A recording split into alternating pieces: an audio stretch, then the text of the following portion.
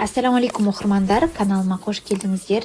Осындай керемет татарлардың бурма деген тағамын жасап көрдім. Дәмі керемет болып шығады екен. Сіздер де жасап көріңіздер. Менің видеомды толықтай қарап, лайк басып, комментарий жазуды ұмытпаңыздар. Және де менің видеомның ары қарай өніп өсуіне өздеріңіздің үлестеріңізді қосып, осы маған тіркеліп лайк басып, комментарий жазуды ұмытпаңыздар. Сіздерге көп рахмет.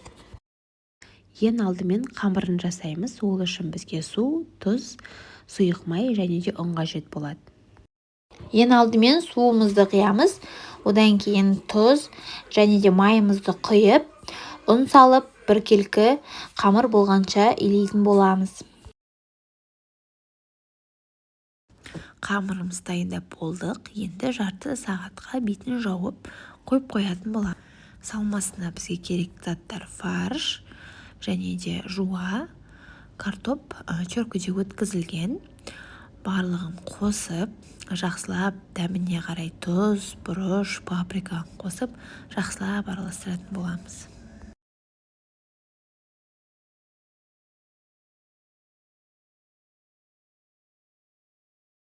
Енді қамырымызбен жұмыс жасайтын боламыз. Қамырымыздың бетін ашып, астына ұнымызды сеуіп, жақсылап қамырымызды жұқа етіп, жайып алатын боламыз.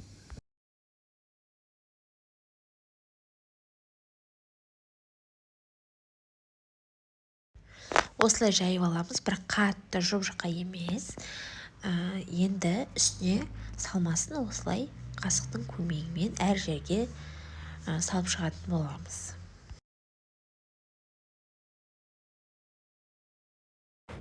Салмамыз салып болғаннан кейін осылай үстіне сары майымызды әр жерге осылай салып шығатын боламыз.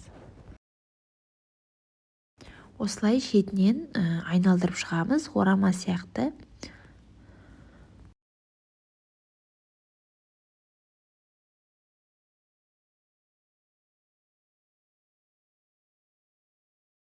Орап алғаннан кейін осылай ұлу тәрізді етіп орап алатын боламыз. Одан кейін противнімізге сары майды жағып, үстіне салып, енді үстіне жұмыртқа жағатын боламыз. Жұмыртқаның сарысын жағатын боламыз.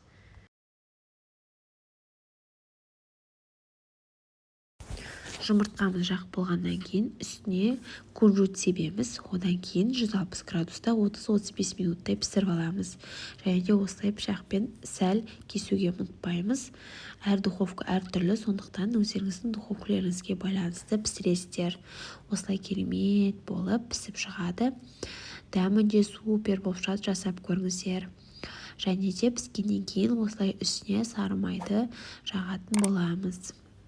Сіздермен бірге болған Назерке Мейрамқызы. Алдағы уақытта көптеген видеолар шығаратын боламын. Менімен бірге болыңыздар. Ассалаумағалейкум.